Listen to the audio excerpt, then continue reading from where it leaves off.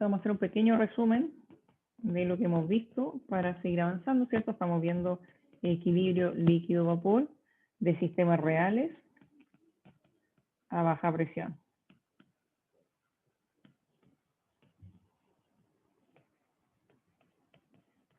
¿Qué quiere decir eso? Que sistemas reales ahora cuando tratemos la fase líquida va a ser distinta de ideal y cuando tratemos la fase gaseosa va a ser distinta, cuando tratemos la fase vapor va a ser distinta del gas ideal. ¿Ya? Y cuando hablemos de sistemas generalmente vamos a hablar de sistema binario hasta ahora.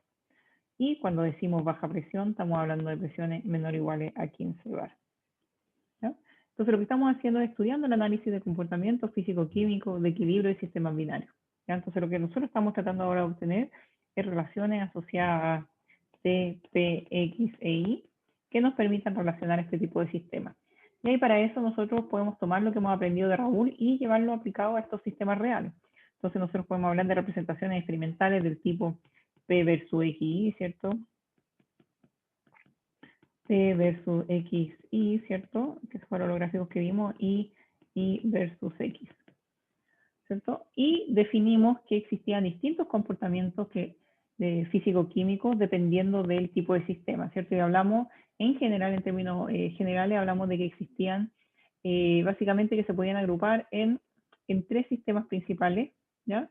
Y que en el caso de sistemas tipo 1, ¿cierto? Teníamos similitud a Raúl, entonces me gustaría hacer como un resumen de eso para que quede claro. Entonces vamos a hacer una tablita resumen básicamente de eso. Entonces, dentro del comportamiento real,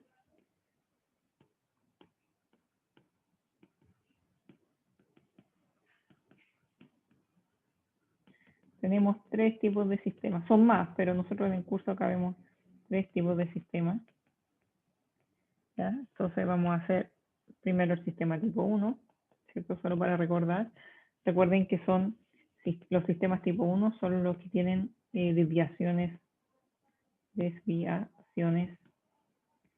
tipo Raoul. ¿Ya? Y acá tenemos los diagramas, ¿cierto? De temperatura y composición para poder representar básicamente comportamiento físico-químico del sistema binario que está experimentando un comportamiento de sistema tipo 1. ¿Ya? Cuando hablamos de azeotropía, en este caso no vamos a tener azeotropía, ¿cierto? No tenemos azeotropía porque en sistemas tipo Raoul no existe la azeotropía, ¿cierto? Son sistemas tipo ideal. Y en términos de interacciones moleculares es que básicamente cuando pensamos en interacciones, una forma bien buena de representarlo es que en definitiva el compuesto 1 básicamente interacciona con el compuesto 1 y el compuesto 2 básicamente interacciona con el compuesto 2.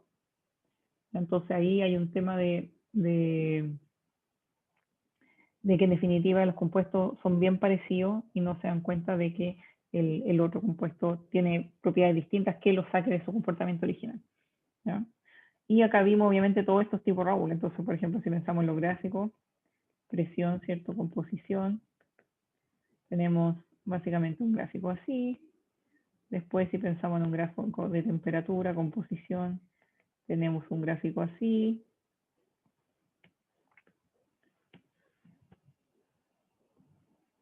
Y de composición de vapor, ¿cierto? Tenemos un gráfico así, más o menos, ¿cierto? Entonces, eso es como el resumen del sistema tipo 1, básicamente. En el caso del sistema tipo 2, habíamos dicho que eran sistemas que presentaban desviaciones positivas a la ley de Raoul.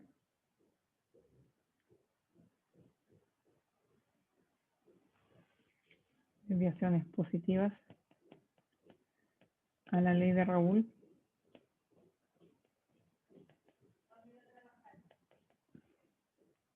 ¿Ya? Y estos se representaban porque para la presión existía un valor máximo. ¿Ya? Entonces, para la presión existe un valor máximo. ¿Sí? Y habíamos dicho que eso se conocía como el anisotropo de presión máxima, ¿cierto?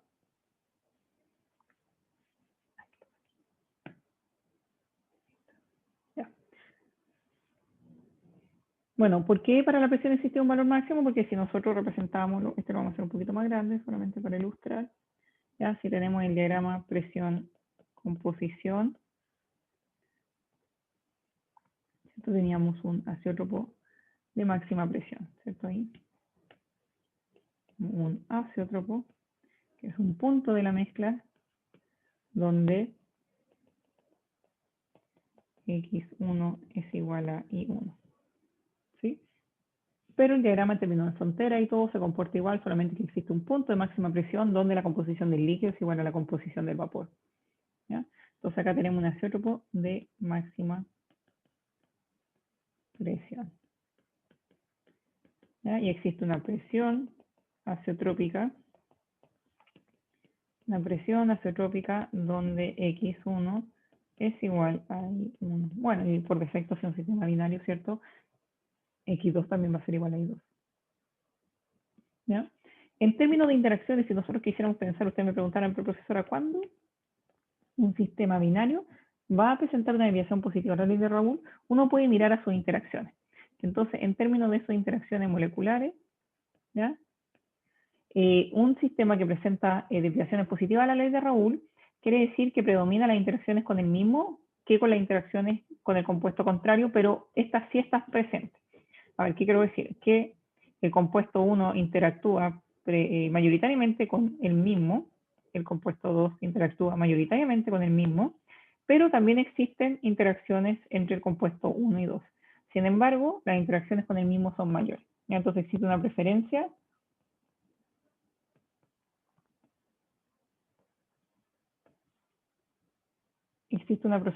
por las interacciones con el mismo, pero sin embargo ya reconocemos que existen moléculas que están interactuando con un compuesto que es distinto a él. ¿Ya? Entonces, por ejemplo, si nosotros pensamos que vamos a tener esto, vamos a tener, por ejemplo, acá la fase vapor, vamos a tener moléculas del tipo 1 y moléculas del tipo 2, ¿ya? Y en la fase líquida vamos a tener moléculas del tipo 1 y moléculas del tipo 2, ¿ya?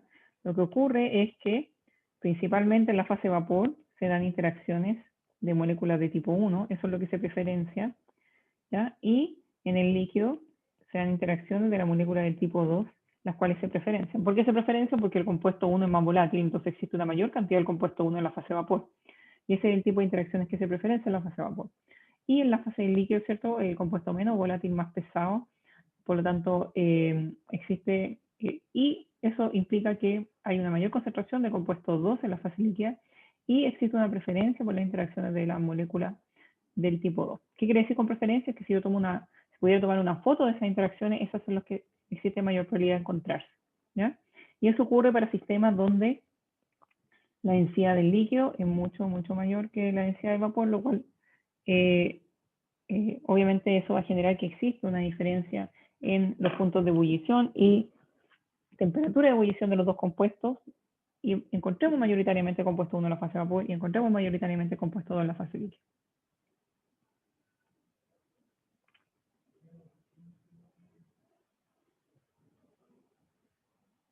¿Ya? Lo que es interesante acá de pensar en esta diferencia de las densidades es que la densidad también se puede, como se dice, considerar como un parámetro de cercanía entre moléculas. ¿Ya? Entonces aquí la diferencia entre esta fase líquida y la fase vapor, si existe una mayor diferenciación, nosotros podemos esperar este tipo de segregación en la interacción. ¿Ya? Entonces, también en el mundo de análisis de interacciones moleculares, la densidad también se puede considerar con un parámetro de cercanía entre moléculas.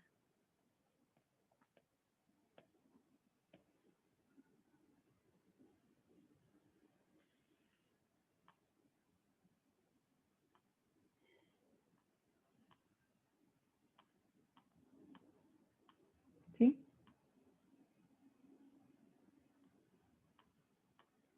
Súper. Y el último sistema que vimos es el sistema tipo 3, entonces le hemos puesto número. El último sistema, como resumen de lo que vimos en la clase pasada, son los sistemas tipo 3, los cuales presentan desviaciones negativas a la ley de Raoult, ¿ya? Y estos sistemas se representan porque la curva de presión presenta un mínimo. ¿Sí?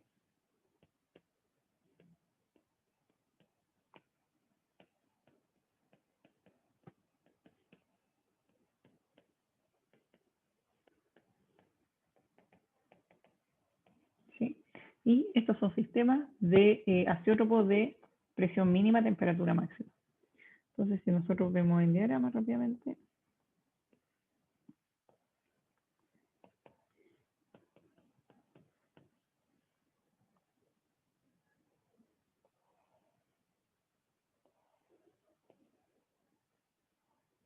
¿cierto? Entonces tenemos acá un azeótropo de mínima presión.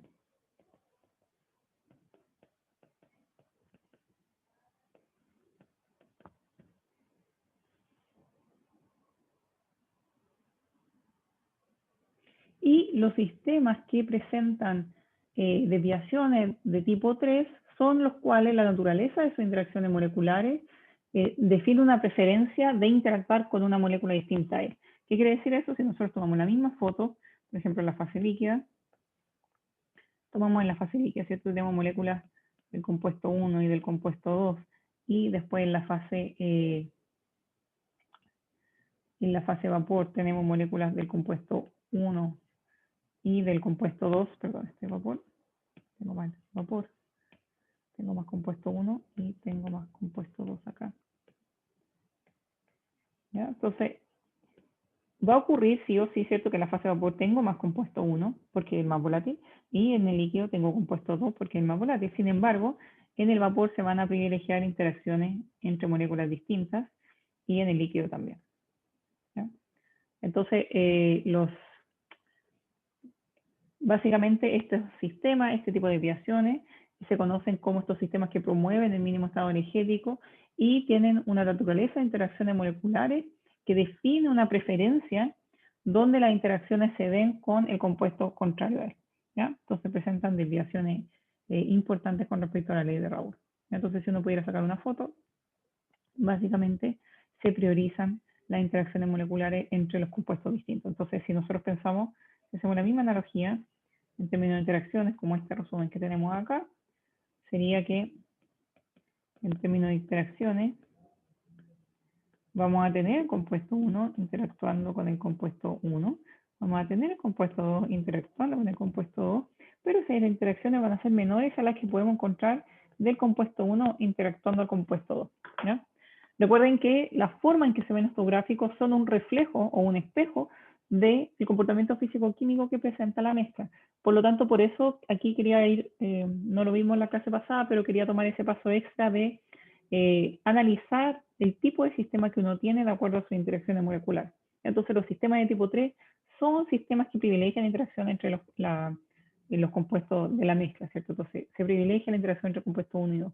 En el caso de tipo 2, se privilegia las interacciones con el mismo compuesto, sin embargo, igual existen las interacciones entre los compuestos 1 y 2, ¿cierto? O sea, por eso tenemos desviaciones con respecto a la idealidad, porque existe, se reconoce que estos compuestos dentro de la mezcla son distintos y por lo tanto van a interactuar y eso va a generar cambios en el comportamiento físico-químico. ¿Sí? Entonces eso es como lo que vimos en forma bien general.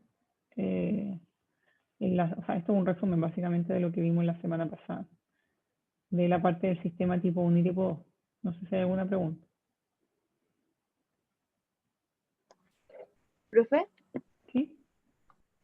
¿No hay como un rango de presión para identificar qué tipo es? ¿Solamente hay que basarse No. en las interacciones? Sí. Sí, porque tú puedes tener tipo 1 o tipo 2 a la misma presión. Ah, ya. Y lo que importa son los constituyentes de la mezcla.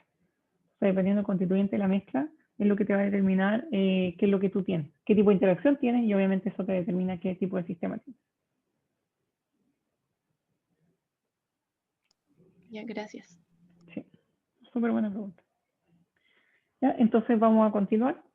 Ahora vamos a continuar con la materia, o sea, vamos a empezar a ver ya un poco la materia que nos queda nueva de la unidad 6.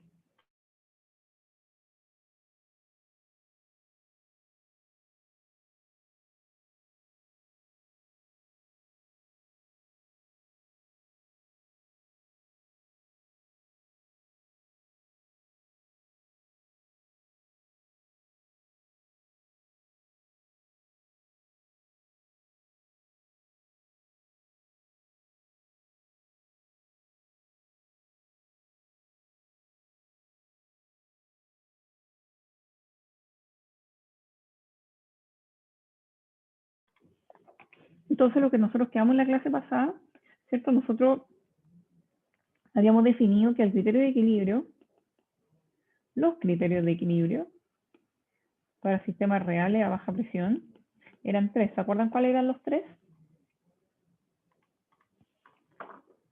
¿Se acuerdan cuáles eran?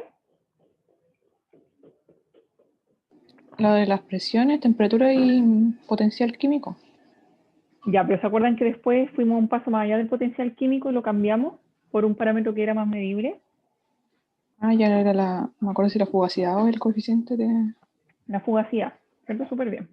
Entonces tenemos los criterios de equilibrio, los clásicos, que estos vienen de termo 1, que la temperatura del vapor es igual a la temperatura del líquido, la presión del líquido es igual a la presión del vapor, y habíamos quedado que la fugacidad del compuesto I en el líquido como propiedad parcial molar era igual a la fugacidad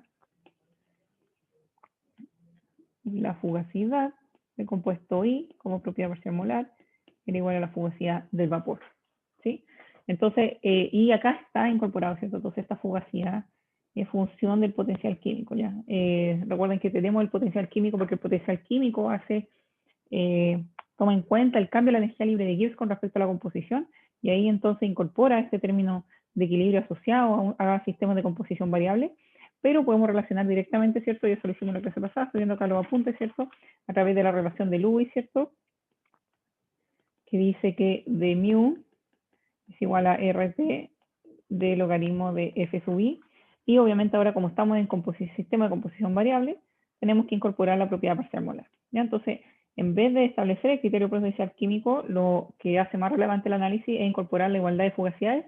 ¿Por qué? Porque tenemos herramientas cuantitativas, ecuaciones de estado, etcétera, que nos permiten calcular la fugacidad, ¿ya? Por lo tanto, cuando yo estoy en equilibrio, obviamente estos parámetros son más fáciles de determinar porque son medibles, ¿cierto? Yo puedo ver ahí la medición de temperatura que sea constante en el tiempo para determinar que estoy en equilibrio. Lo mismo con la presión, pero no así la fugacidad. Entonces, con la fugacidad estamos encontrando herramientas para poder evaluarlo y determinar que estamos en una condición de equilibrio. Y para eso nosotros empezamos a hablar, dijimos que íbamos a analizar las dos fases en forma separada. Íbamos a analizar la fase del vapor y la fase líquida. Y la clase pasada estábamos analizando, creo que era el punto 6.2.1, la fase de vapor en equilibrio, ¿ya? Entonces, la fase de vapor en equilibrio, nosotros habíamos hablado, ¿cierto? Que tenemos que esto también es resumen de la clase pasada, ¿cierto? Que el phi del vapor se puede calcular como el coeficiente de fugacidad por I por P, ¿cierto? Entonces, el desafío, ¿cierto? Es, bueno, ¿cómo calculo esta fugacidad? O, por defecto, ¿cómo calculo el coeficiente de fugacidad? Y habíamos visto que a presión baja, como es lo que estamos ahora, existía una regla que podía aplicarse, ¿cierto? No en todos los casos, pero existe la regla de Lewis and Randall, LR, ¿cierto? Que nos permite calcular la fugacidad como propiedad parcial molar del vapor, considerándola una solución ideal. ¿Se acuerdan de eso, cierto? Entonces, el Lewis and Randall, obviamente ahí el sistema tiene que ajustarse a Lewis and Randall, ¿ya? Eso también está asociado al tipo de interacciones, porque recuerden, y era súper interesante, hablamos harto de esto la semana pasada, que la característica de este enfoque es que reconoce el carácter real en el sentido de gas ideal, porque dice, ok, estamos sobre 5 bar, van a haber interacciones en la fase de vapor, pero le asigna un carácter ideal en el sentido de la solución ideal. Por lo tanto, cuando uno calcula la fugacidad, uno la calcula como el vapor real, pero como solución ideal, ¿cierto? Que depende de T, P y I, pero eso me permite hacer una aproximación de Lewis and Randall, de T, P y eso significa básicamente que puedo calcular la fugacidad como compuesto puro que no dependa de la composición. Y aquí puse un gorrito de más. Y tenemos el compuesto puro. Y esa era la aproximación de Lewis and Randall, ¿ya? ¿Qué implica eso, cierto? Que yo también puedo hacer, si puedo hacer esa aproximación por la fugacidad, básicamente eso se traduce a que el coeficiente de fugacidad, a T, P e I, depende del coeficiente de fugacidad del compuesto puro. Entonces acá tenemos, pero obviamente tiene que estar a la misma temperatura y presión, pero no depende de la composición porque este es el coeficiente de fugacidad del compuesto puro, ¿ya? También habíamos dicho cuáles eran las dos condiciones básicamente que se debían cumplir para utilizar Lewis and Randall.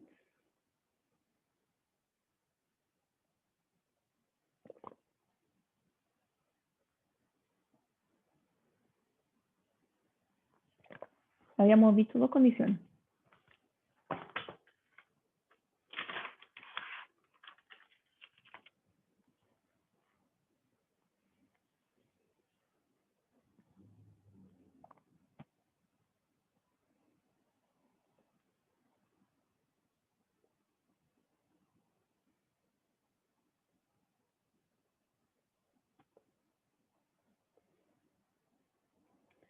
Baja densidad en la fase de vapor, sí, muy bien María Ignacia, y había otro más.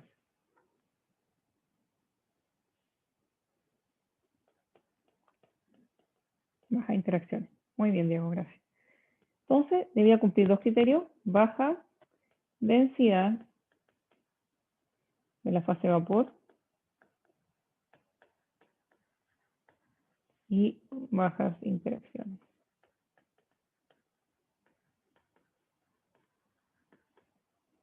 Entonces, esas eran las dos condiciones básicamente las cuales nos podían permitir, ¿cierto? Poder plantear, ¿cierto? Un enfoque Lewis and Randall para resolver nuestro cálculo de fugacidad. Y también habíamos visto que en general, ¿cierto? Sin simplificaciones, nosotros ya sabemos, y eso también lo vimos para el primer certamen, que existen distintas herramientas para calcular el coeficiente de fugacidad de la fase de vapor. Ya existen las propiedades residuales, existen los gráficos de principio de estados correspondientes, ¿cierto? No, de carta generalizada, tenemos las ecuaciones de estado. ¿Qué más tenemos? Tenemos las propiedades volumétricas también, ¿cierto? Cuando tenemos datos reales. ¿Ya? Y lo que nosotros tenemos que hacer ahora, porque nosotros cuando vimos eso en la unidad 2, siempre nos referíamos a compuestos puros, quiere decir phi del vapor, ¿ya? Pero ahora vamos a tener que tomar esas herramientas y ajustarlas cuando tenemos sistemas de composición variable, sistemas reales, como es este caso, ¿cierto? Entonces habíamos visto que el phi se podía calcular, y ahí creo que quedamos en la clase pasada, ¿cierto? Se podía calcular a través de las propiedades residuales, ¿cierto? Como RT, logaritmo de phi del vapor.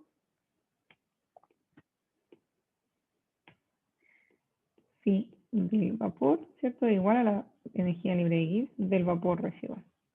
Obviamente esto a temperatura constante. ¿Sí? Entonces, insisto, esto es lo mismo que habíamos visto en la unidad 2, sin embargo ahora agregamos, básicamente reconocemos que estamos en un sistema de composición variable y tenemos que calcular el valor efectivo de esa propiedad a través de la propiedad parcial molar, ¿ya?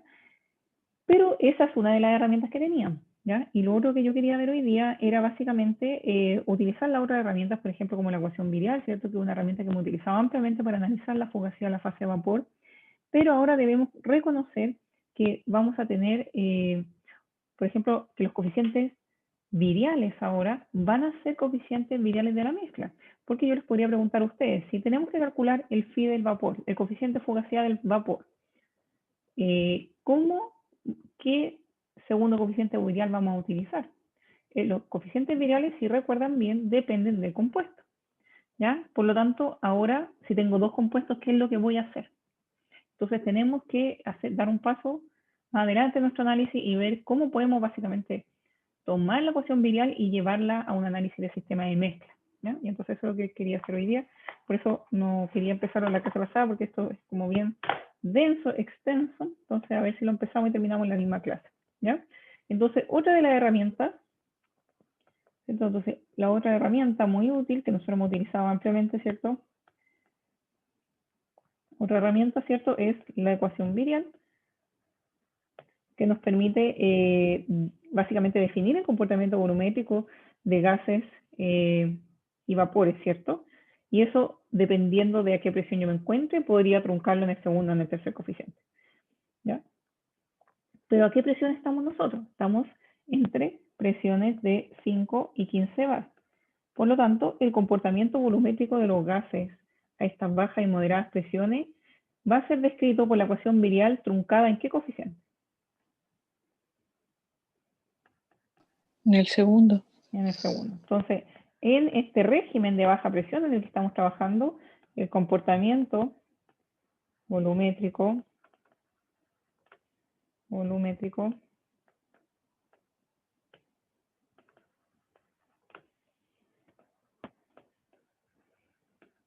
de gases y vapores a baja presión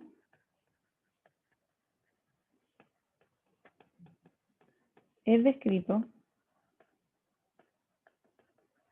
por la ecuación virial truncada en el segundo coeficiente.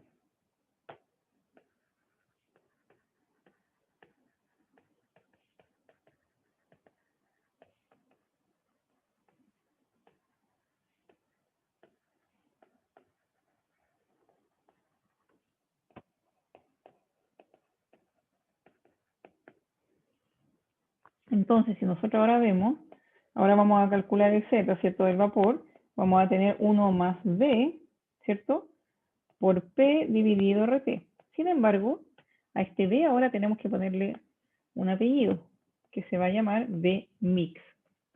¿Por qué? Porque ese V mix tiene que representar el segundo coeficiente virial de la mezcla.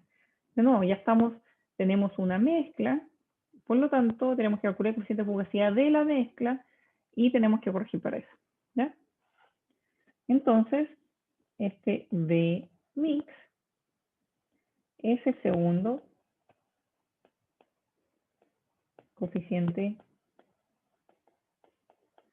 virial de la mezcla, ¿ya? Y obviamente cuando existe el V, estamos hablando de situaciones donde la fase gaseosa no es ideal. Entonces nosotros también podemos definir esto, podemos representar el V mix como, o sea, considerar lo que representa la no idealidad de la fase gaseosa.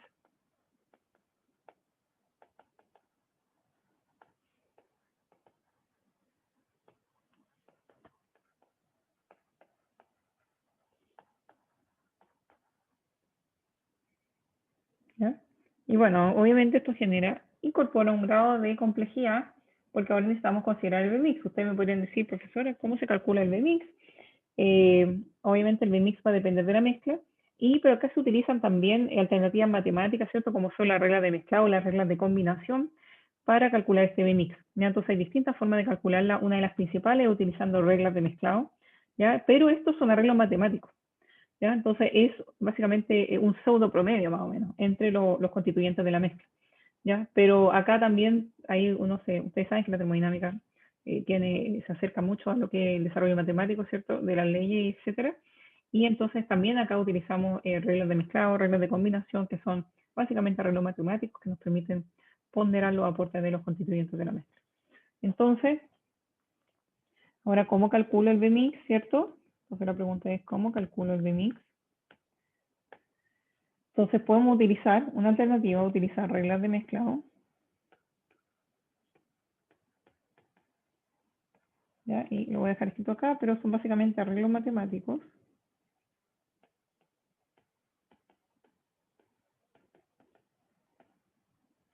De la composición y los coeficientes viriales de los compuestos puros, ya que representan un ponderado de los constituyentes de la mezcla.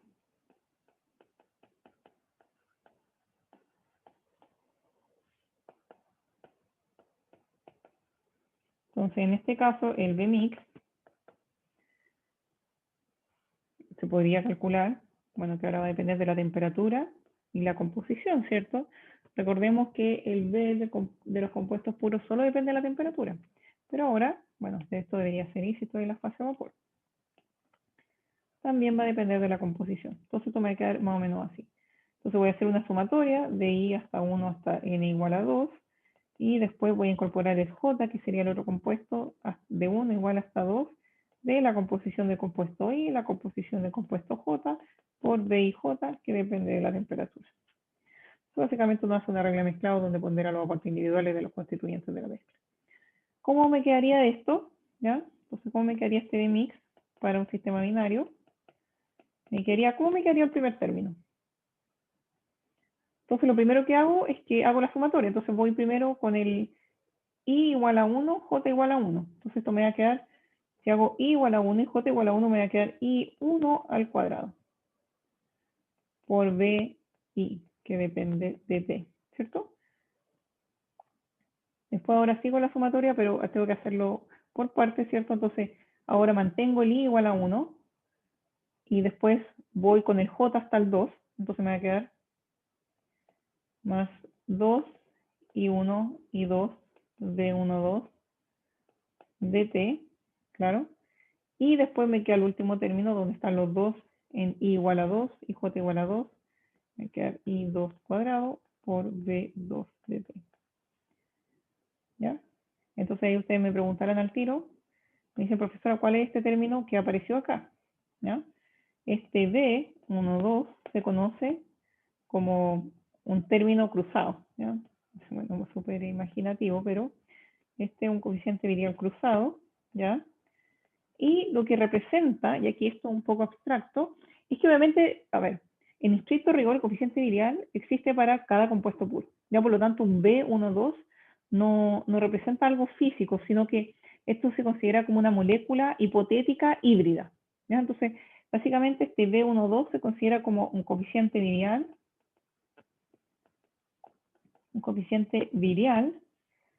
de una molécula hipotética híbrida. Híbrida en el sentido que incorpora 1 más 2.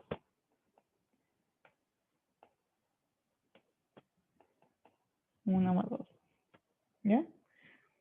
Y esto obviamente no lo puede encontrar tabulado, ¿cierto? Porque no representa un compuesto, un segundo coeficiente virial de un compuesto X, ¿cierto? Pero existen reglas de combinación y algunas correlaciones que nos permiten calcular este parámetro cruzado, ¿ya? Entonces, una forma fácil de calcularlo, a ver, pues ahora como calculo B12 es utilizando reglas de combinación.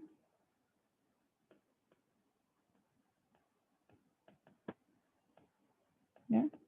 Eso va a depender de lo que nosotros hagamos, el approach, o sea, la aproximación más válida, más rápida, es básicamente ponderar el coeficiente virial de compuesto 1 y 2 de esta forma, ¿ya?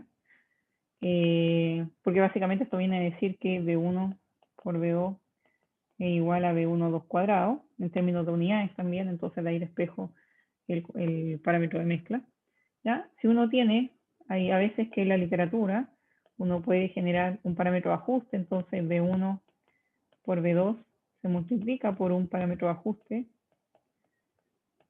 que es empírico, que se puede, pero esto ya cuando uno hace experimentos, porque tiene datos para poder ajustarlo. Ahí eso va a depender si tenemos o no la información. Entonces este es un parámetro empírico de ajuste.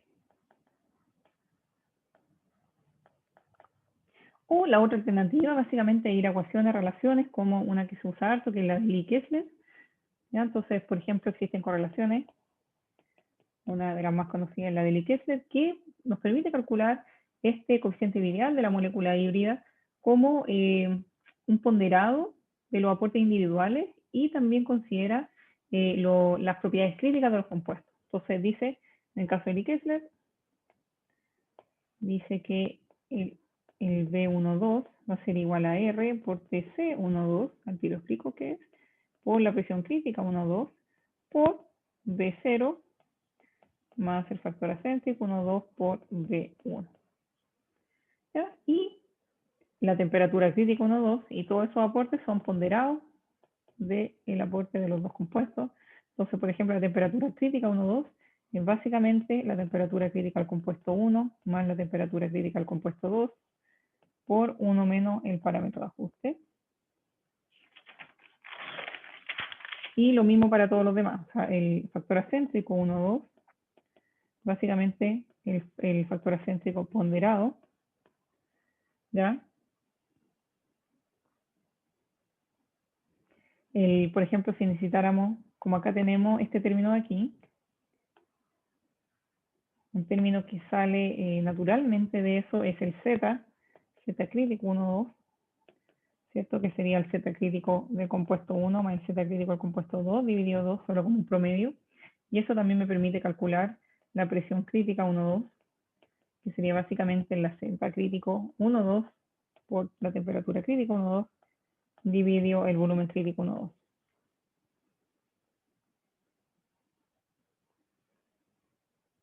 Y bueno, ahí nos falta una definición del volumen crítico 1,2. Es un ponderado a la tercio, un poco distinto, pero nos queda así. El volumen crítico 1 a la tercios más el volumen crítico 2 a la tercios dividido 2 elevado a 3. Usted me dice, profesora, ¿por qué todas estas son tan distintas? ¿Por qué tienen esta forma? Etcétera. Bueno, esta es una metodología que relacionó Lee Kessler para representar estas propiedades críticas, las cuales se correlacionaban con el valor del B12, ¿ya? Con este valor de esta molécula hipotética arbitraria que representa la mezcla de los dos compuestos. Ya estas son correlaciones, obviamente, que están probadas. Y ahí obviamente hay un desarrollo teórico detrás de eso que obviamente en este caso Lee Kessler que hay, vamos a ver en un segundo, hay una regla de Kay también que emplea unas constantes pseudocríticas para analizar esto, entonces obviamente son desarrollos matemáticos que hacen para ajustar estas propiedades, ¿ya? Para que puedan representar el comportamiento volumétrico. ¿Ya? Entonces ahí básicamente hay que tomar estas ecuaciones como son, ¿ya? Uno puede pensar que básicamente el parámetro 1,2 es un promedio ponderado de los aportes individuales del compuesto 1 y 2, y eso se pondera de forma distinta de acuerdo al enfoque, pero no, esto está basado en un, ¿cómo se puede decir?, un análisis teórico, ¿cierto?, de cómo estos parámetros críticos corresponden a las propiedades volumétricas de sistemas reales, ¿ya?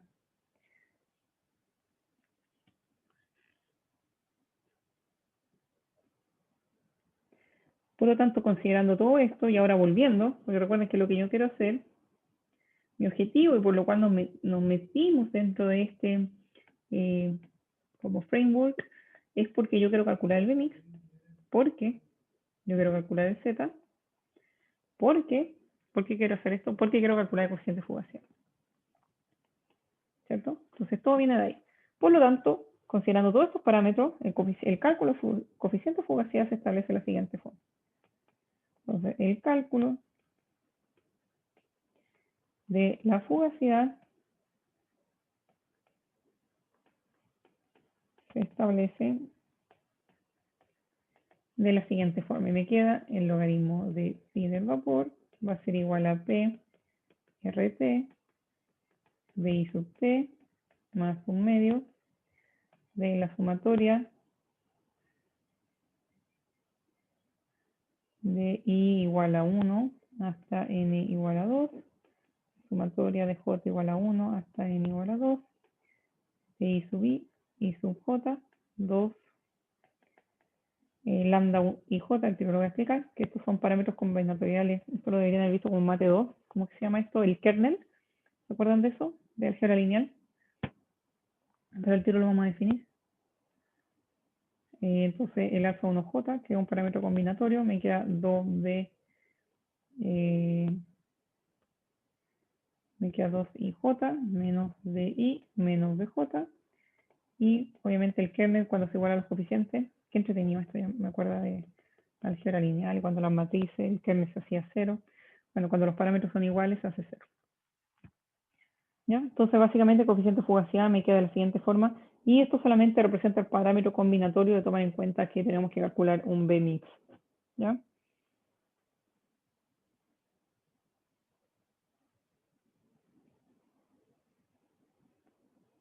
Entonces aquí incluimos este B12 y los coeficientes virales de los compuestos puros, ¿ya? Obviamente, si la mezcla gaseosa nosotros determinamos que se comporta como solución ideal, bueno, ¿qué es lo que ocurre ahí? Ahí es la aproximación de Lewis Arnold, ¿cierto? Entonces, si nosotros comprobamos que la mezcla gaseosa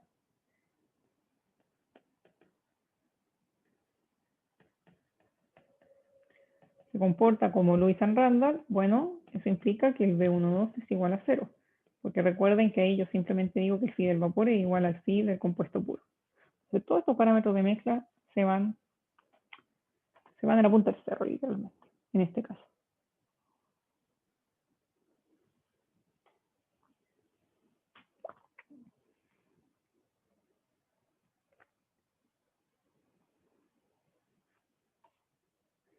En el apunte hay otras correlaciones para determinar estos parámetros de mezcla. Una también que se utiliza harto en la regla de Kay, ¿ya? La regla de Kay lo que hace es que emplea constantes pseudocríticas para cálculo de la propiedad de mezcla y son hartas ecuaciones, ¿ya? Entonces esas se las quiero mostrar en el apunte.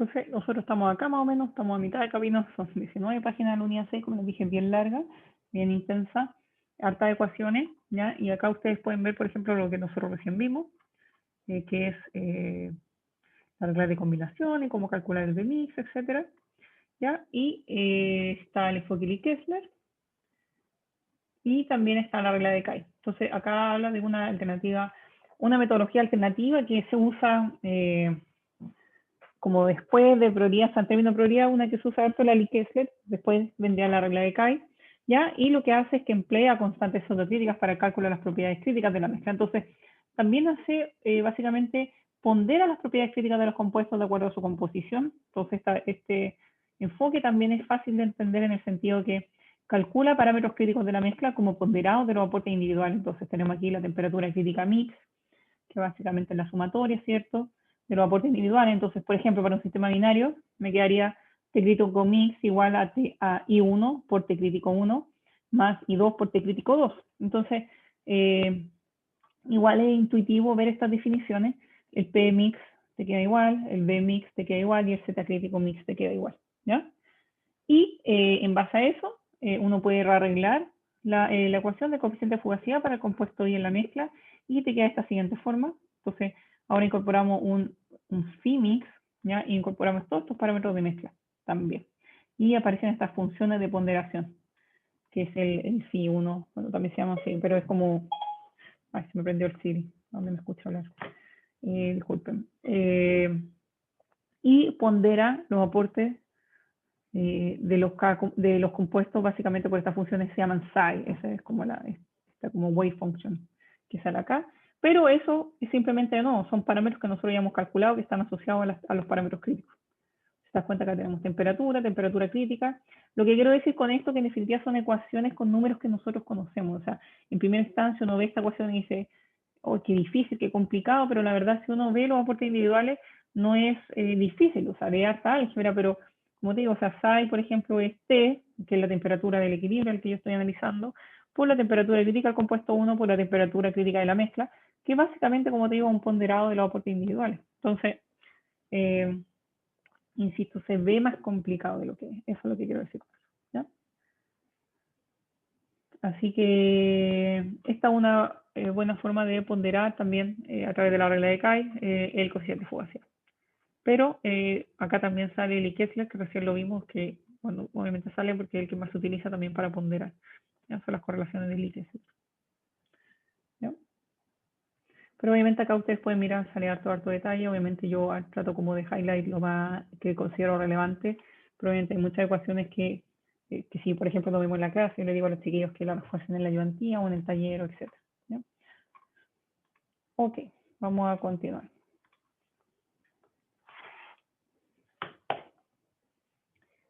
Entonces, en resumen, nosotros contamos con herramientas, entonces en resumen, contamos con herramientas para calcular el phi del vapor como propiedad parcial molar, lo cual nos permite calcular la fugacidad del vapor. ¿Están viendo el iPad? Estamos No. viendo el documento, pero no la... Ah, chuta, y yo súper inspirada, chiquillos. Disculpe. Así como que no lo vi, dije, acá está.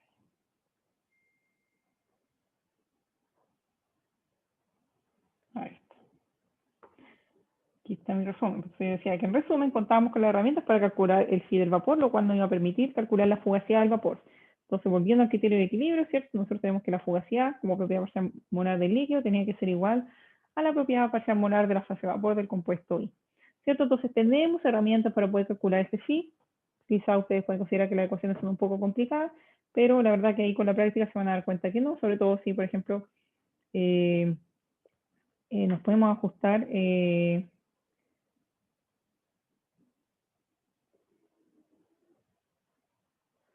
podemos calcular la fugacidad de la fase de vapor y lo que nos falta ahora es analizar la fase líquida, ¿cierto? Porque nosotros, esto es una ecuación con una igualdad, entonces yo tengo que tener 1 igual a 1, ¿ya? No es que pueda resolver este criterio de equilibrio solamente analizando un lado, ya no puedo resolver este criterio de equilibrio si tampoco analizo la fase líquida.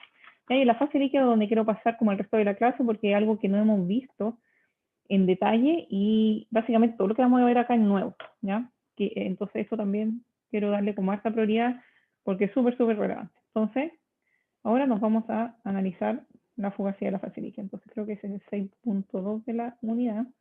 Entonces dice fase líquida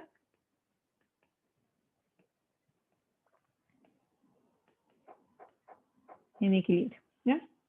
¿Por qué no se puede calcular igual a la de fase de vapor? ¿Y por qué tiene que tener un tratamiento distinto? Bueno, porque la fase líquida y la fase de vapor son distintas, ¿cierto? Si nosotros vemos cómo se comporta las propiedades volumétricas, la fase líquida y vapor son completamente distintas. Las propiedades volumétricas toman gran relevancia en la fase de vapor, ¿cierto? Sobre todo por la discontinuidad de la función del volumen con la temperatura, ¿ya? Pero en el caso del líquido, la verdad que el volumen no juega un rol porque el líquido es incompresible. Entonces, la forma que nosotros básicamente atacamos el problema cambia si lo miramos desde la fase de vapor o lo hacemos desde la fase líquida. ¿Ya? Entonces hay que atender a esa diferencia entre el gas y el líquido. Entonces, por ejemplo, ahí inmediatamente cambia la forma en que nosotros calculamos el coeficiente de fugacidad de la fase líquida, ¿cierto? Porque no tiene mucho sentido hablar de un phi del vapor aplicado para básicamente la fase líquida, ¿cierto? Porque existen de nuevo, calcular el phi utilizando las propiedades volumétricas deja de ser relevante para la fase líquida. ¿Ya? ¿Qué es lo que quiero decir con esto? Que nosotros cuando hablamos de la fase de vapor, nosotros generamos esto de la teoría de perturbación. No sé si se acuerdan de la unidad 2. Ya el criterio de fugacidad, el parámetro de fugacidad básicamente viene de la teoría de perturbación, que es lo que dice que habla de una presión modificada, que es esta fugacidad, y el factor de corrección. Entonces uno habla de que la fugacidad, el desarrollo de la fugacidad, como recordatorio de la unidad 2, viene de la teoría de la perturbación. Eso también viene del mundo matemático, ¿ya? Donde nosotros fijamos una base. Entonces fijamos una base, que era el gas ideal. Fijamos un factor de corrección, que era el phi. Y fijamos básicamente el valor resultante, que era la fugacidad, ¿ya?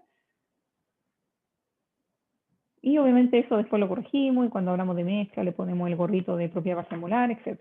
¿Ya? ¿Qué es lo que quiero decir con eso? Que ahora cuando hagamos tratamiento de la fase líquida también vamos a utilizar la teoría de perturbación, pero nuestra base y nuestro factor de corrección deben ser distintos porque tenemos que atender a las diferencias que existen entre la fase líquida y la fase de vapor, ¿ya? No aplica utilizar las mismas bases, ¿ya? Nosotros sabemos ya que, entonces cuando, voy a pasar para la otra página.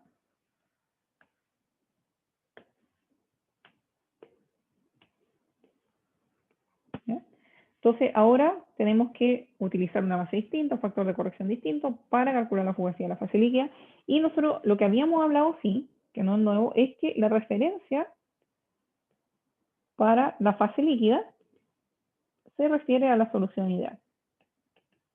Eso es algo que sí conversamos, que tiene ese acrónimo, ¿ya? Entonces, nuestra base, nuestra referencia es la solución ideal, que es lo que quiere decir que básicamente la solución, los constituyentes de la mezcla se parecen mucho entre sí, las propiedades físico-químicas se parecen mucho entre sí, entre los constituyentes de la mezcla, y en términos coloquiales podemos decir que el compuesto 1, ¿cierto? En un volumen de control de líquido, el volumen 1 va a interactuar con el compuesto 2, porque el líquido están todos cerca, lo quieran o no, pero no se va a dar cuenta que el compuesto 2 es distinto a él, ¿ya? Entonces, cuando existe eso, por ejemplo, tolueno-benceno, la mezcla ideal, la mezcla líquida se comporta como solución ideal, ¿ya? Entonces, nosotros sí habíamos hablado de esa referencia base para el análisis de la fase líquida en equilibrio, pero ahora tenemos que incorporar un factor de corrección. Entonces, el factor de corrección en este caso,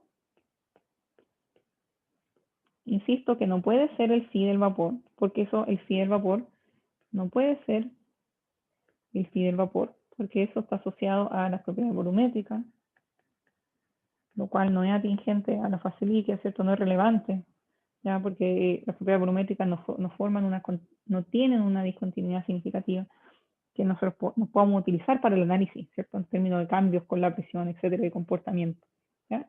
Entonces, el factor de corrección para la fase líquida se conoce como coeficiente de actividad.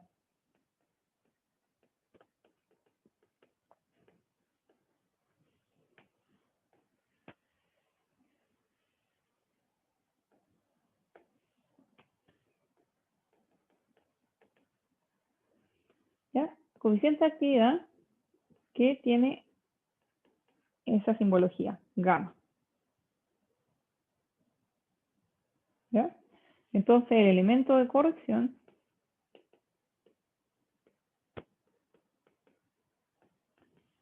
se llama gamma sub i, que depende de la temperatura, la presión y obviamente la composición de la mezcla. Y se define como la fugacidad de la fase líquida dividido x sub i por la fugacidad del compuesto puro. ¿Por qué? Porque si la fugacidad, que depende de la composición, es igual a la fugacidad del compuesto puro, el coeficiente de fugacidad me va a dar 1. Pero me estoy adelantando mucho. Vamos paso por paso. Esa es la definición de coeficiente de actividad. La fugacidad real, básicamente, lo podemos escribir quizá en términos más simples así, que va a ser la fugacidad real dividido la fugacidad ideal, más o menos. ¿Ya? Entonces genera esa diferencia. Se lo podemos escribir así. La fugacidad del líquido, que es la real, dividido la fugacidad ideal.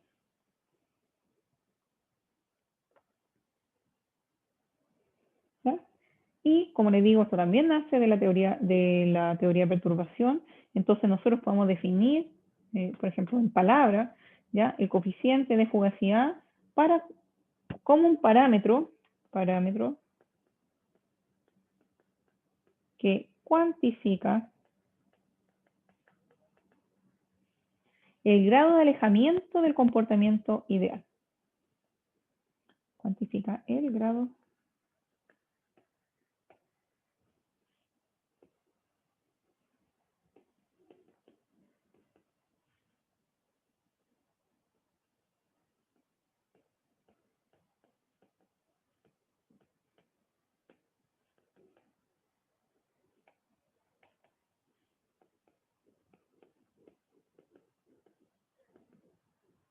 ¿ya?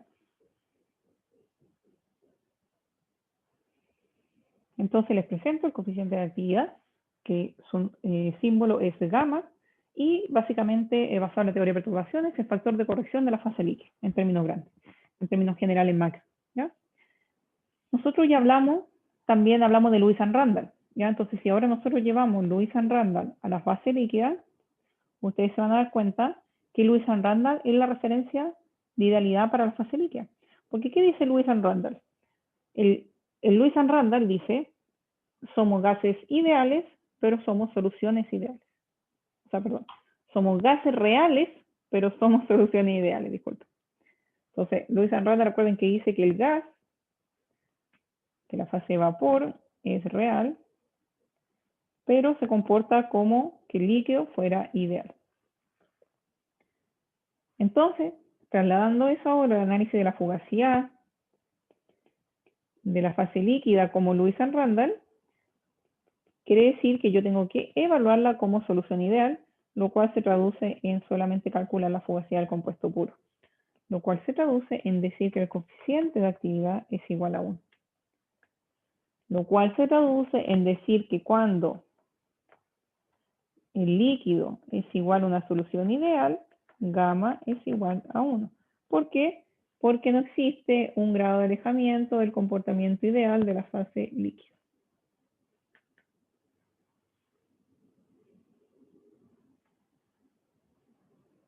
Entonces recordemos aquí compuesto puro.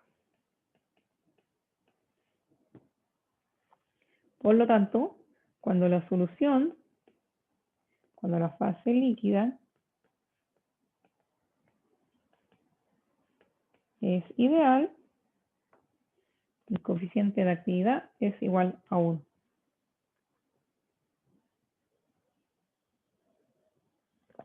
Porque eso viene de su definición, ¿cierto? Si el coeficiente de actividad se define como el parámetro que cuantifica el grado de alejamiento del comportamiento ideal de la fase líquida, bueno, cuando es ideal, no hay alejamiento del comportamiento ideal, por lo tanto es 1. No hay un factor de corrección, ¿cierto?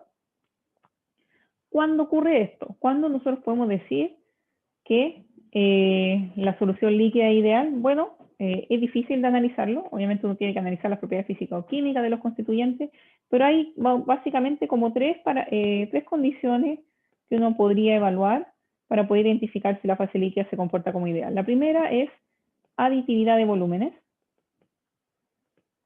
Y eso va un poco volviendo también al teorema de Gibbs, que es la sumatoria de las partes igual al total, ¿ya? También que tengamos inexistencia de efectos térmicos, es decir, que no tengamos calor de mezclado.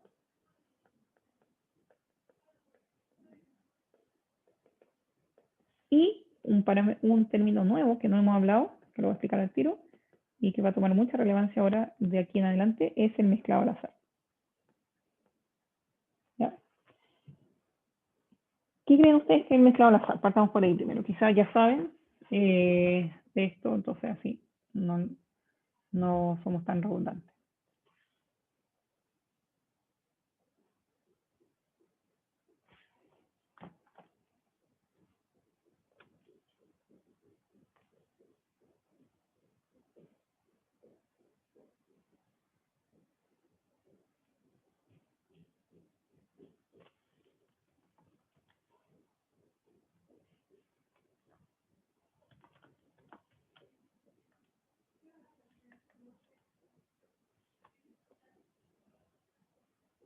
¿Alguna idea de lo que es mezclado al azar?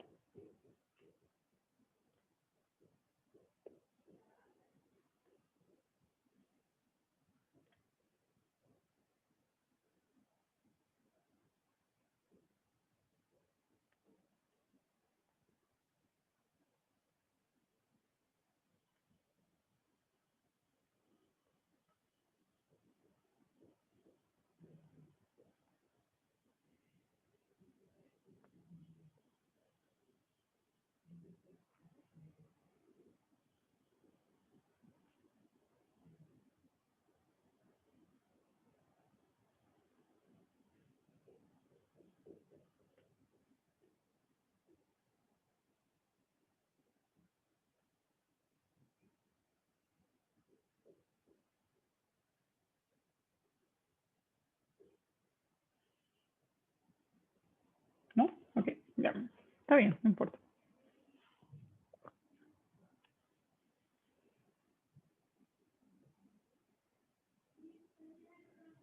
Ya. Mezclado al azar, entonces yo voy a tener aquí, voy a tener mi compuesto 1, mi compuesto 2, entonces vamos a hablar de mezclado al azar, mi compuesto 1, mi compuesto 2, y los voy a echar a mi vasito. ¿Ya? Entonces los voy a mezclar. Entonces los voy a mezclar. ¿Ya? Y después de un tiempo, ¿cierto? Cuando se estabilice esto, lo mezcle bien, me va a quedar básicamente una mezcla homogénea. ¿Ya? Entonces ahí una palabra clave, homogénea. ¿Ya? ¿Qué es lo que va a pasar? Si yo ahora tomo mi pipeta y tomo una mezcla aquí, o tomo una mezcla acá, se cayó alguien, no le gustó el dibujo. Una broma. Tomo otra mezcla por acá, otra mezcla por acá, y yo pudiera tomar una foto, ¿ya? Voy a tomar una foto aquí. Todas se deberían ver iguales, ¿ya? Sí, vamos a copy paste, esto es lo bueno del iPad, ¿cierto? Todas se deberían ver iguales. Usamos la tecnología para hacer clases. Entonces, eso quiere decir mezclado al azar, ¿ya? Quiere decir que cuando yo mezclo dos compuestos o n compuestos y yo tomo una muestra, las composiciones, ese x1, x2, x infinito, son todas las mismas, ¿ya? Obviamente esto no va a ocurrir, por ejemplo, en una mezcla de agua y aceite, ¿cierto? Porque por densidades y en definitiva completa diferencia de las propiedades físico-químicas, esas dos mezclas se separan, no se mezclan homogéneamente. Por lo tanto, que yo tome con mi pipeta una muestra en la parte superior de ese frasco va a ser muy distinta a las composiciones que si yo tomo una mezcla en el fondo, ¿ya? Entonces, esto se conoce como mezclado al azar. Básicamente que si yo tomo muestras alrededor de mi sistema de control, mi volumen de control, las propiedades y las composiciones van a ser las mismas.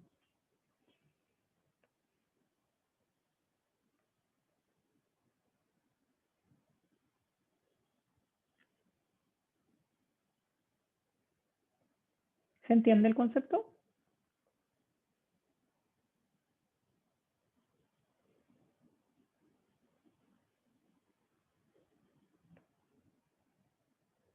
Sí. Buenísimo. Ya. Entonces, eso es súper importante. Y lo insisto harto porque, por eso quiero que quede claro, porque esto habla también de homogeneidad y algo que un parámetro que vamos a utilizar harto ahora y que nos movemos a analizar más la fase líquida. ¿Ya? Súper. Entonces, en forma general, para ir resumiendo, la fugacidad de la fase líquida, que depende de la temperatura, la presión y la composición, va a depender del coeficiente de actividad, que depende de la temperatura, presión y composición, por X sub I por F sub I del compuesto puro. ¿Ya? O podemos traducirlo como que la fugacidad real, y así me gusta más escribirlo a mí, la fugacidad real es igual al factor de corrección por la fugacidad de Lewis and Randall, que es la fugacidad ideal. Entonces acá tengo, si lo traducimos así como en palabras, me va a quedar, no se vayan pues chiquillos, ya, ahora volvemos. Fugacidad real va a ser igual a un factor de corrección por fugacidad ideal, básicamente. ¿Ya? Entonces ahora nosotros entramos a todo un mundo de coeficiente de actividad y millones de modelos que existen y vamos a entretenernos un montón ahí, cómo modelar coeficiente de actividad y cómo calcular. ¿Ya? Antes de eso, que eso va a tomar mucho tiempo, me gustaría hablar de otro sistema de referencia que existe para la solución ideal. ¿Ya? Entonces vamos a escribirlo con otro color, ahora. ¿Ya? Entonces vamos a hacer un paréntesis antes de seguir avanzando con esto, porque esta es una referencia. Ojo aquí, entonces nosotros estamos hablando de la solución ideal, la cual tiene un parámetro de perturbación, que es el coeficiente de actividad, ¿cierto? Y tiene una referencia, que dice que acá está, ¿ya? Que cuando la solución ideal, gamma sub I, es igual a 1. Entonces quizá antes de avanzar, déjenme reforzar un poco más este tema. Entonces, está claro que cuando la fase líquida es ideal, el factor de perturbación es igual a 1, que es lo mismo que el coeficiente de fugacidad para la fase de vapor. El coeficiente de actividad es igual a 1 en el caso de solución ideal. ¿Ya? Por lo tanto, acá uno podría predecir un comportamiento con respecto a la composición. ¿Qué quiere decir con esto? Que si nosotros vemos ahora, cuando X1 tiende a 1, ¿qué es lo que va a pasar ahí? En mi mezcla voy a tener más del compuesto 1. Por lo tanto, cuando X1 tiende a 1, debería ser que el coeficiente de actividad va a tender a 1 también. ¿Cierto? ¿Por qué? Porque obviamente a medida que yo me acerco a que el compuesto 1 esté puro, si de nuevo yo tengo mi sistema, quiere decir cuando X1 tienda a 1, quiere decir que en mi mezcla voy a tener casi solamente, no exclusivamente, pero casi solamente moléculas de compuesto 1. ¿Qué es lo que quiere decir? Que el compuesto 1 va a estar feliz. Son todos iguales a mí, no tengo que ajustar mis interacciones, por lo tanto mi factor de corrección, mi alejamiento de la idealidad se reduce. ¿Ya? Entonces eso se traduce en que el coeficiente de actividad tienda a 1. Esto es análogo, ¿cierto? A que cuando por ejemplo, si nosotros pensamos en Raúl, ¿cierto? Por ejemplo, un diagrama de presión-composición. Esto es análogo a que en los extremos, este color no funciona, en los extremos nosotros teníamos las propiedades de los compuestos puros, ¿cierto? Porque aquí X1 era igual a 0, X2 era igual a 1, y el compuesto 2 estaba puro. Y aquí X1 es igual a 1, y X2 es igual a 0. Y en estos extremos estaban los compuestos puros. Quiere decir que ahí no había alejamiento de la idealidad, ¿ya? Acá pasa lo mismo, ¿cierto? Cuando x1 tiende a 0, la solución está feliz. Somos todos iguales, no tengo que ajustar mis interacciones al compuesto 2. O no tengo que adaptar mis interacciones para interactuar con una molécula que es distinta a mí, por lo tanto mi factor de corrección disminuye y se acerca a la unidad, ¿cierto? Que básicamente no tener desviación. Eso está claro, ¿cierto? ¿Se entiende? Deberíamos tener emojis ahí en el chat, porque así pueden poner ese simbolito del dedito así levantado, y cosas así como OK.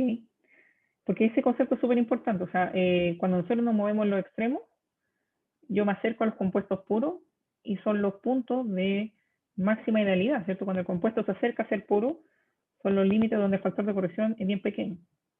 O no existe, se acerca a la unidad. Porque me estoy acercando a la idealidad. ¿Se entiende eso o no?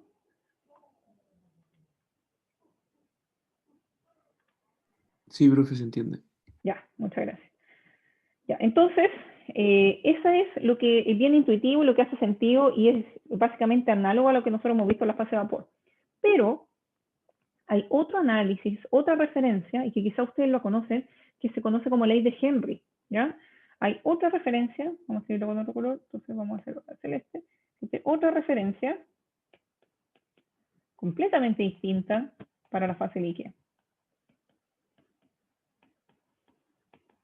¿Ya? Que se conoce como ley de Henry. ¿Ya? Y no es que a Henry se le ocurrió hacer otra referencia, porque sí, ¿ya? Lo que pasa es que él lo que vio es que básicamente todas estas perturbaciones que existían para la fase líquida que acabamos de ver no se ajustaban bien o se caían cuando tengo soluciones diluidas. ¿Qué quiere decir? Que estos factores de perturbación no corregían bien, ¿ya? Y yo sé que bien es subjetivo, pero en definitiva no representaban el comportamiento físico-químico de la mezcla cuando yo estoy en los extremos de la dilución, ¿ya? Entonces, ley de Henry se utiliza básicamente cuando yo tengo, ahora que vamos a celeste, cuando tengo soluciones diluidas, ¿ya? ¿Qué quiere decir con eso? Es que ahora vamos al otro lado, ¿ya? Cuando X1 tiende a 1, es súper bueno por el lado del compuesto 1, ¿cierto? Porque, insisto, voy a hacer el mismo dibujito que antes, el compuesto 1 está feliz. Veo casi solamente todo igual a mí, mis interacciones no las tengo que modificar, etc. ¿Ya? Entonces, súper bien aquí, porque el coeficiente de fugacidad, el compuesto 1 tiende a 1. Entonces, el compuesto 1 aquí está feliz. Está casi puro, llamémoslo así. ¿Ya? Por lo tanto, se aproxima a ideal. Pero ahora, ¿qué pasa para el compuesto 2? Cuando X1 tiende a 1, el compuesto 2 tiende a 0. ¿Qué quiere decir ahí? Que si yo tomo una foto, voy a tener muchas moléculas del compuesto 1. Y esto lo habíamos hablado antes, pero no habíamos hablado del sistema de referencia para ese tipo de casos. Y voy a tener una molécula del compuesto 2. Entonces, el compuesto 2, imagínense, se mira alrededor y dice, chuta, ¿dónde están mis amigos del número 2? Entonces, el compuesto 2 se tiene que alejar básicamente de su comportamiento dado por su naturaleza de compuesto 2 para ajustarse al comportamiento de la molécula 1. ¿Ya? Entonces, sus interacciones empiezan a cambiar porque digamos que sus interacciones, por ejemplo, las interacciones entre las moléculas del tipo 1 son repulsivas. ¿Ya? Pero ¿qué pasa si el compuesto 2 tenía interacciones con la misma molécula 2 tipo atractiva? Entonces, ¿qué es lo que quiere decir? Que ahí va a empezar, obviamente tiene que ajustarse a las interacciones que eran propias del compuesto 1 porque él está en minoría en ese caso. ¿Ya? Entonces, en este caso, eso es lo que ocurre, y yo sé que lo estoy tratando de explicar coloquialmente, pero si uno pudiera tomar una foto y ve cómo está interactuando esta molécula 2, uno ve que la molécula 2 se desvía mucho de la idealidad porque eso es lo que pasa, que se empieza a parecer más a moléculas del tipo 1. Entonces se aleja mucho de su comportamiento natural del tipo 2. Entonces, yo insisto, lo estoy explicando coloquialmente, pero encuentro que esa es la mejor forma de representarlo, que el 2 empieza solamente a interactuar con moléculas del tipo 1. Entonces su comportamiento físico-químico cambia. Eso es más que nada. ¿Ya? Entonces, como digo, porque obviamente si acá tengo cierto tipo de interacciones, que esas son las que van a empezar a predominar acá también. Y eso es más que nada. ¿Ah? Entonces, si yo mido, por ejemplo, si yo quisiera medir las propiedades del compuesto 2, obviamente va a ser difícil porque está en dilución y obviamente es porque se van a alejar de su comportamiento en estado puro. ¿Ya? Entonces, en este caso, nosotros hablamos del punto infinitamente diluido, ¿no? ¿Se acuerdan? Entonces, el compuesto 2 está diluido. ¿Ya? Entonces, en ese caso, el coeficiente de actividad se dispara, por ejemplo, si uno lo calcula por esta metodología, entonces, y la verdad que se ha demostrado que no se ajusta bien. ¿Ya? Ley de Henry, la verdad, que es la mejor estrategia para representar soluciones diluidas. Entonces, por ejemplo, si yo en este punto quisiera analizar el compuesto 2, la verdad que lo mejor es calcular la fugacidad prevista por la ley de Henry, que dice lo siguiente, dice que la fugacidad del líquido predicho por la ley de Henry, que depende de la temperatura, la presión y la composición, va a ser igual a la composición por el factor de Henry o constante de Henry que depende de la temperatura y la presión. Eso solamente cuando XY tiende a 0. ¿Ya? Y esto es bien fácil igual de determinar experimentalmente porque la ley de Henry básicamente dice que hay una proporcionalidad lineal con respecto a la fracción molar. Entonces este es un parámetro que entonces acá yo tengo una linealidad entre el factor de Henry y la fugacidad a través de la composición. ¿Ya? Entonces, a veces en muchos libros hablan de la constante de Henry como un factor de proporcionalidad. Entonces, sigámoslo definiendo. Tenemos acá la constante de Henry, que es un factor de proporcionalidad, o constante de proporcionalidad.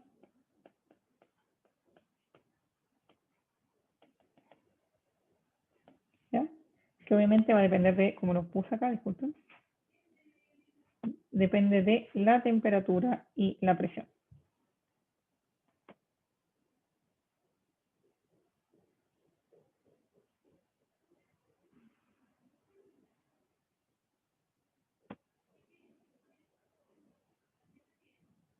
¿Ya? Ahora, insisto, esta ecuación de aquí se puede utilizar de la forma que está si y solo si se cumple esto. O sea, yo solo puedo utilizar esta relación de la fugacidad de Henry cuando X1 tiende a 0. ¿Por qué? Porque solamente en ese régimen se reconoce la relación de la fugacidad como una proporcionalidad lineal con respecto a la fracción molar. ¿Ya? Ahora, si yo quisiera ocupar, con esto termino porque no es la hora, si se quisiera ocupar, se quiere ocupar la fugacidad de Henry para todo el espectro de X sub I, bueno, obviamente ahí se tienen que hacer otras consideraciones, ya que a altas concentraciones la relación lineal no se verifica y se debe introducir un factor de corrección. Y en este caso, el factor de corrección es el coeficiente de actividad, pero de Henry. Se me dice, pero profesora, ese es igual al coeficiente de actividad que vimos de Lewis and Randall. Yo le digo, no, no es igual, porque la referencia es distinta. Recordemos anteriormente, recordatorio. Lo acabamos de hacer, pero igual lo vamos a recordar. Recordatorio, en Lewis and Randall, cuando X1 tendía a 1, gamma 1 tendía a 1. ¿Cierto? Ahora Henry tiene una diferencia porque recuerden que Henry es para soluciones diluidas. Diferente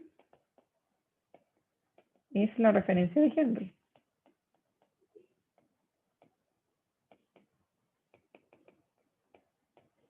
Que dice así.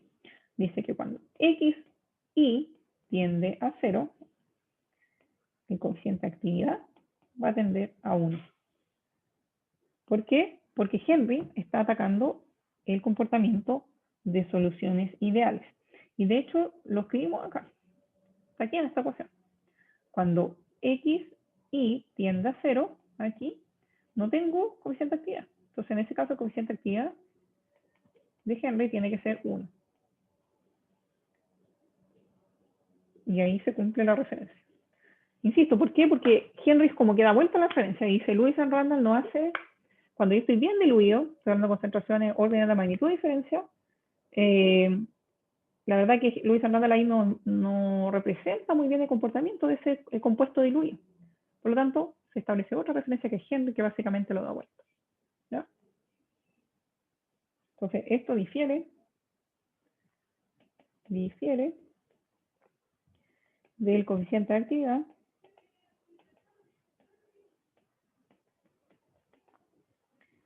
de Lewis and Randall.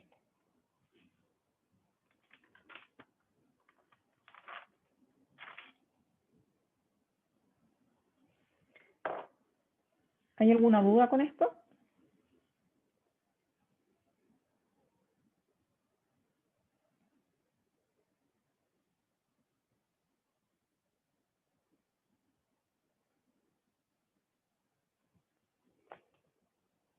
¿Se entiende el concepto de Henry que difiere de Lewis and Randall?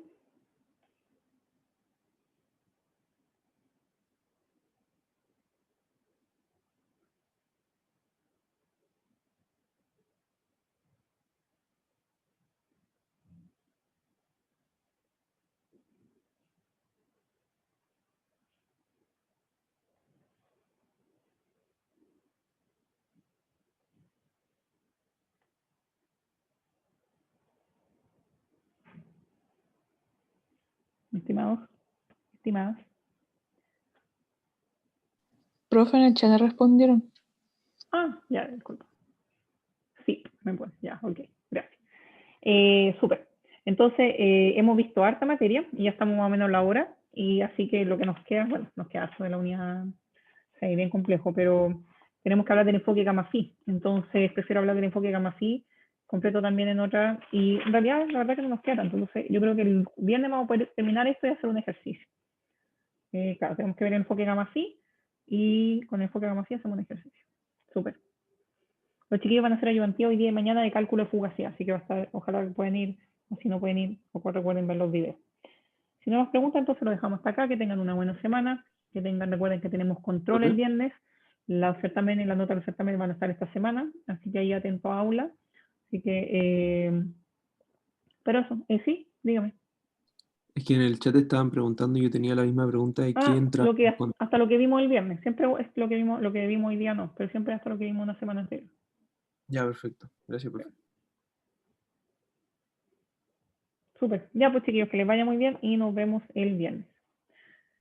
Si es Chao, que que no, estén bien. antes. Ya. Chao, Chao. Chao, profe.